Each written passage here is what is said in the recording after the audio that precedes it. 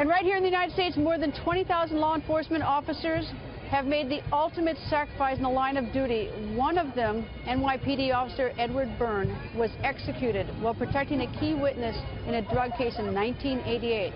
It was a contract killing of a cop. His brother, NYPD Deputy Commissioner for Legal Matters, Edward Byrne, is joining us. Nice to see you, sir. Good evening, Greta. You come from a NYPD family. Your father was a cop, too? I do. My dad became a New York City police officer in 1954 when he came home in the Korean War. And my brother wanted nothing more to follow in his footsteps and realized that dream only to have it be cut too short. This must be a particularly tough night for you. I mean, it's tough for every police officer because you're all brothers and sisters, but this is your brother. Yep. It's a tough night, but it's a special night. You know, when people become New York City police officers and officers all over the country, they take an oath to protect and serve. At the NYPD, we make a promise to them and their families in return that should tragedy ever strike, we will remember them and we will support them. And tonight, we remember the fallen officers of the last year, and we support all of their families who are here.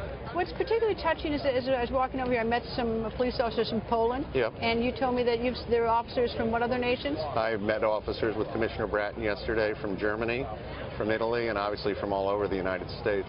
I mean, it is sort of worldwide support among the police. So worldwide support. Policing is an extraordinary profession, and it is a camaraderie among officers. When I read about your brother, he was only 22, a rookie, 7 months on the force, and he was executed in a contract killing. He was killed 5 days after his 22nd birthday. His murder was ordered by someone, the local drug gang lord, who had been sent back to prison 5 days earlier. From his prison payphone, he called his gang and said, "They take one of us, we take one of them, we have to send a message to the cops." And they executed Eddie at point-blank range in the early morning hours of February 26th as he was guarding the home of a witness that had agreed to testify against the drug dealers. Your parents ever get over it? I know your mother's still living, your father's not.